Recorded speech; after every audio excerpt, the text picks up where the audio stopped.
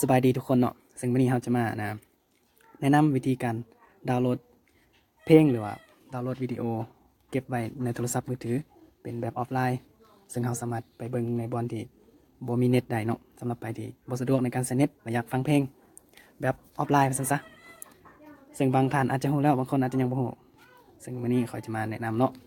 ก่อนอื่นหมดก็เข้าไปที่อินเทอร์เน็ตก่อนจากนั้นพิมพ์คำว่า TubeMat TUBMATE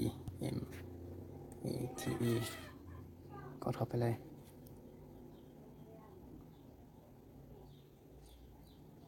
จากนั้นมาเลือกที่ TubeMat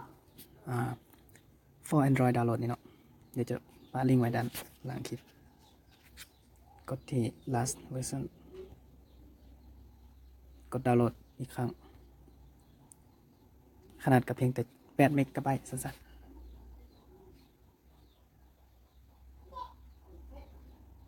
ขออภัยเนาะเน็ตซ่าค่อนข้างซ่านิดนึงถ้าแป๊บนึงจากนั้นให้กดดาวน์โหลดเนาะ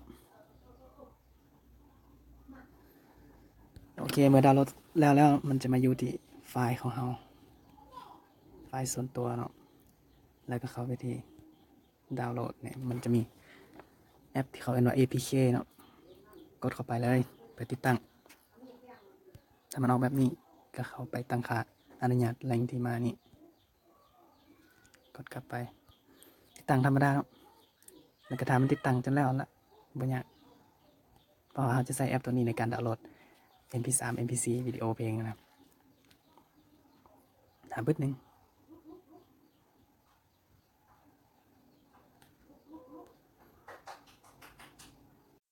โอเคเมื่อติดตั้งแล้วก็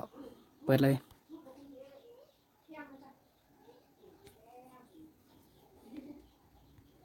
มันทำอีกอย่างมันก็ตกลงอนุญาตไปเบิดเพราะว่ามันจะได้เซิร์ช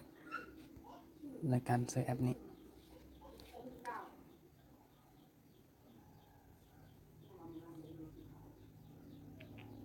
เขามาปุ๊บเนาะมันจะเข้ามาใน YouTube เลยตัวอย่างเขาสิโหลดเพลงใดเพลงหนึ่งเนาะขอสักเพลงที่เขามาคิดกัน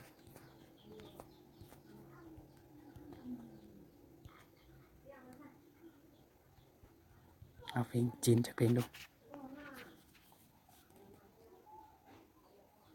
ตัวอย่างว่าคอยสิโหลดเพลงนี้เนาะ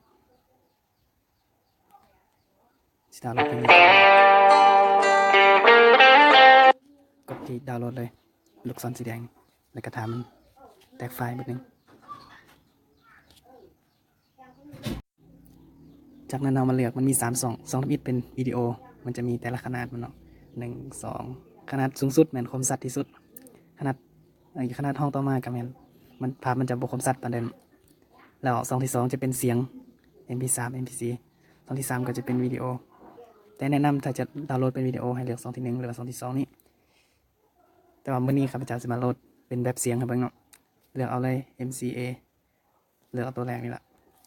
แล้วกดที่เครื่องหมายแดงดาวน์โหลดกดตกลงไปโอ้ลืมแต่ก่อนเราจะดาวน์โหลดได้เราต้องมีอันนะมันจะเด้งหน้าแบบนี้ขึ้นมามันให้ไปดาวน์โหลดแอป MP3 วิดีโอคอนเวอร์เตอร์เนาะเพื่อจะมาเปลี่ยนแปลงจากวิดีโอเป็นเสียง MP3 กดติดตั้งเลย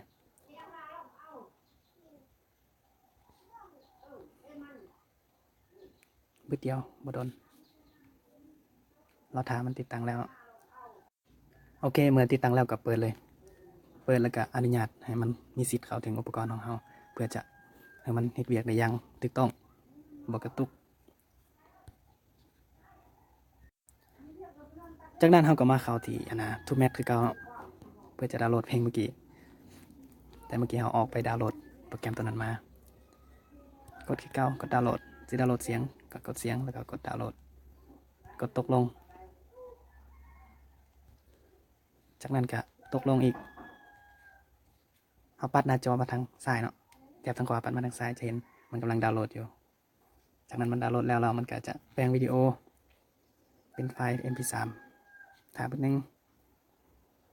เดี๋ยวก็แล้วครับสุดท้ายก็เรียบร้อยสำนี้เขาก็มาฟังแบบบ่เสียสัญญาณเน็ตฟังแบบออฟไลน์ได้สิเขาไปฟังกันเบิ่งอยู่ก็เลยเพ play music